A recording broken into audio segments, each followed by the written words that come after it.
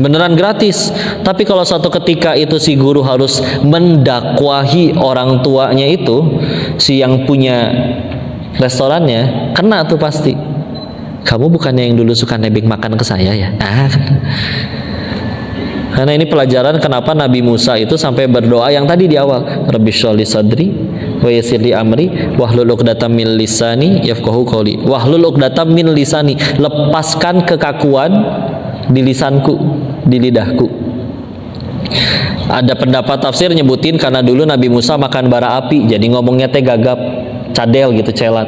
Tapi ada ahli tafsir yang lain yang menolak, enggak, kalau Nabi cadel itu enggak mungkin, karena menurut di ayat yang lain, Ibrahim surat 14 ayat 4 misalkan, bahwa Nabi itu, seorang Nabi itu diturunkan bilisanin qaumihi, dengan lisan kaumnya, linubayyina lahum, untuk menjelaskan kepada mereka.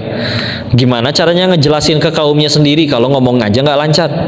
Maka Nabi Musa pasti ngomongnya lancar, meskipun dulu mungkin pernah makan bara api. Tapi ketika dijelasin oleh ahli tafsir tersebut, kenapa Nabi Musa doa kayak gitu di hadapan sebelum menghadap ke Firaun? Karena tadi Nabi Musa aja pernah makan jasanya Firaun. Kapan? Ya kan, waktu dianyutin ke sungai, terus yang ngangkat jadi anak adalah istrinya Firaun. Nah, istrinya Firaun kan ibu rumah tangga, rezekinya dari Firaun. Makanya dakwah itu paling berat katanya ke orang tua, karena kita terlalu banyak makan jasa mereka. Ya. Oke, bagi saya yang karyawan, bismillah, udah. Kalau memang haknya dan sudah diberikan, terima. Tapi kalau misalkan kita istilahnya, udahlah saya nggak ngambil, nggak mati. Misalkan, aduh nggak ketahuan nih, CCTV nggak ada.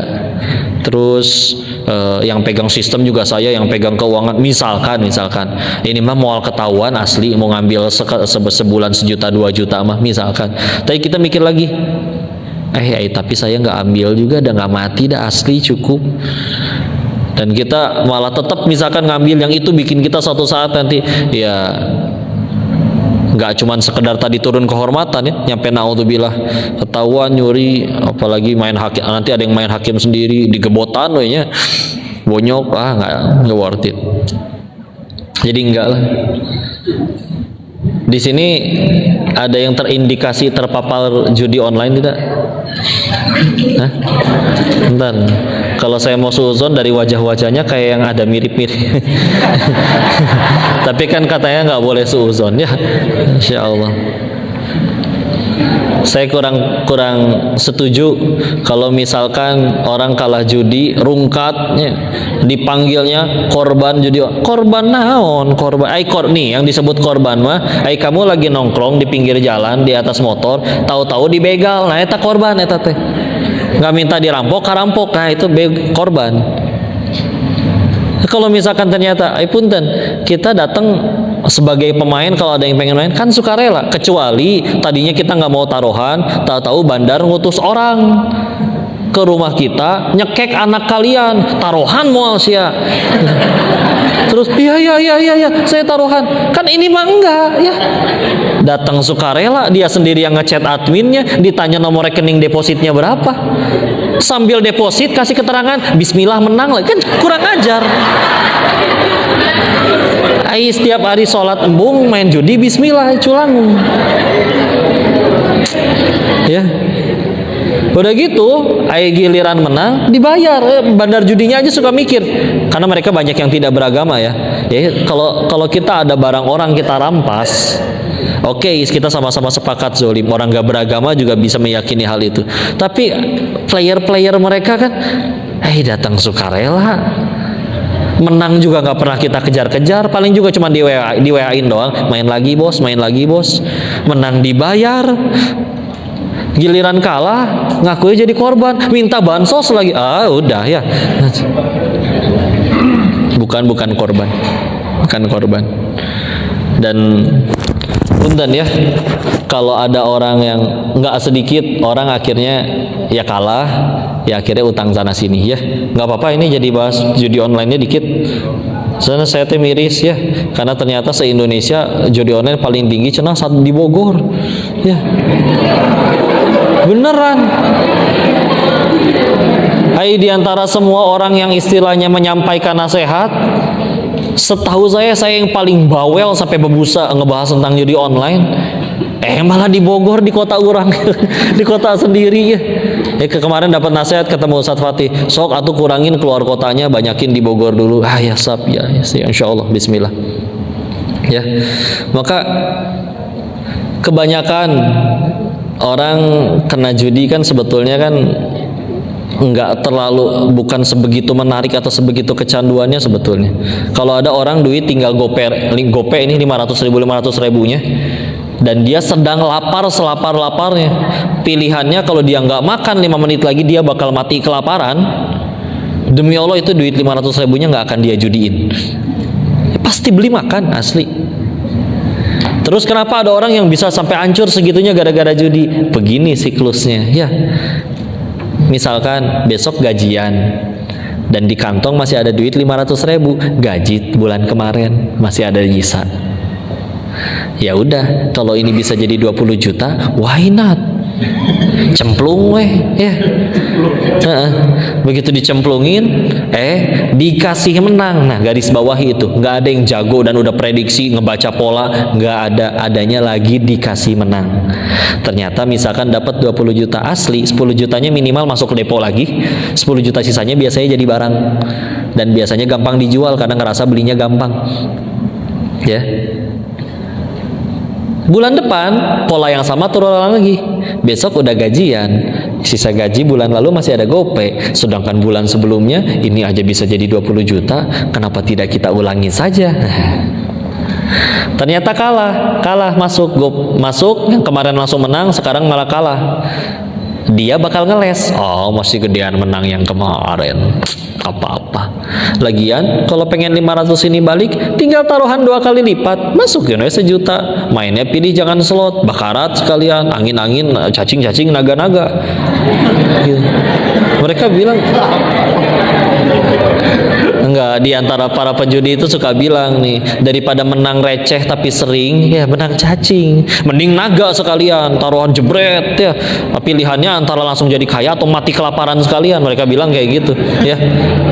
Jadi ada lah, ini mah bahasanya mereka. Nah, berarti kan karena kalau mainnya kayak begitu, taruhan 1 juta, kalau menang ya 1 juta dapatnya. Berarti kalau kalah 500 ribu, tinggal taruhan 1 juta, dapat 1 juta, 500 ribu yang tadi balik plus keuntungannya. Kalau kalah 1 jutanya gimana? Tinggal taruhan 2 juta. Nanti begitu menang dapat 2 juta, 1 juta yang tadi kalah balik plus kemenangannya.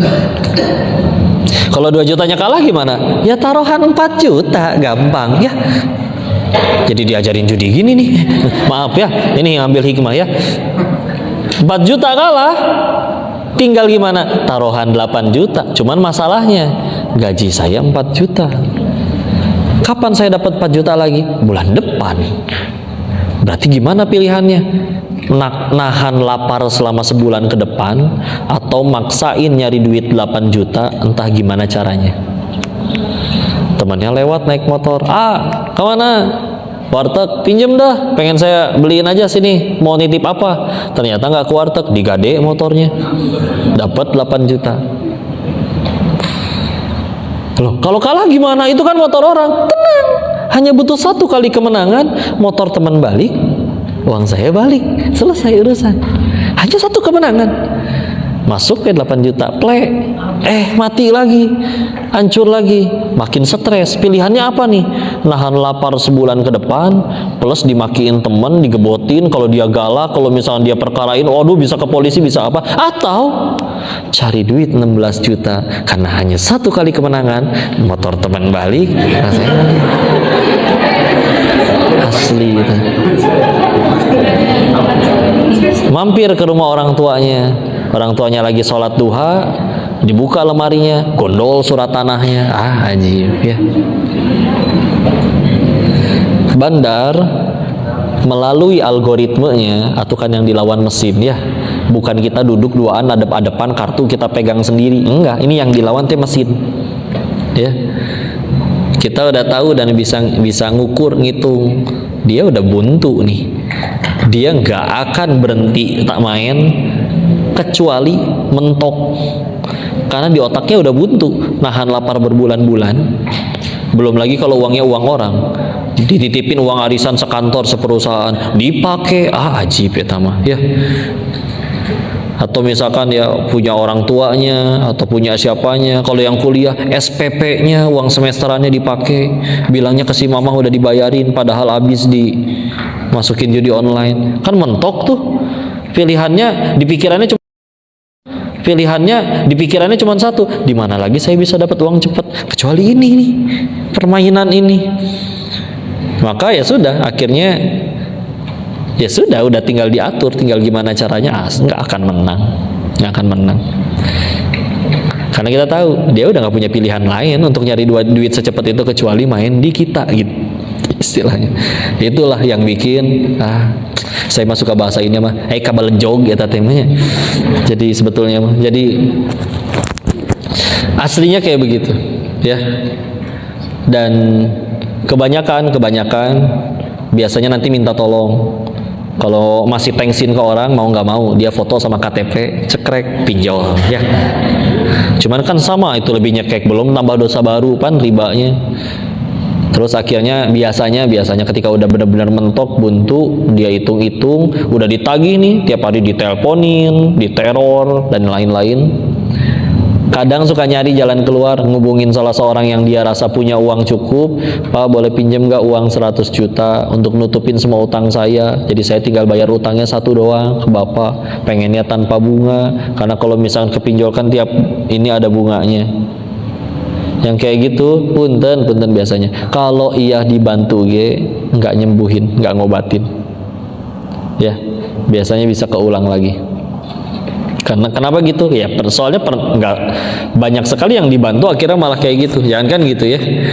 Waktu masih di sana pernah ada admin cerita, ini ada pemain dia minta uang 500.000. Loh kok minta uang? Emang kita lembaga amal ya. Dia cerita, suruh cek aja historinya, dia udah kalah berapa ratus juta. Begitu dicek benar memang udah kalah banyak. Dan curhat lah dia cukup panjang di situ. Dia udah diminta cerai istrinya, udah diusir orang tuanya, pokoknya udah hancur. Dan dia bilang sekarang dia lagi di emperan Indomaret. Dia bilang, saya cuma minta 500.000, kamu udah cek kan saya kalahnya ratusan juta. Saya minta 500.000 hanya untuk ngekos sampai bulan depan, saya pengen rapihin, beresin hidup saya. Tolong kasih kesempatan. Ya ceritanya sok-sokan iba, kasih gope. 15 menit kemudian dapat notifikasi bahwa ada transferan masuk, dia depo itu 500.000-nya. Kan tidak mengobati asli.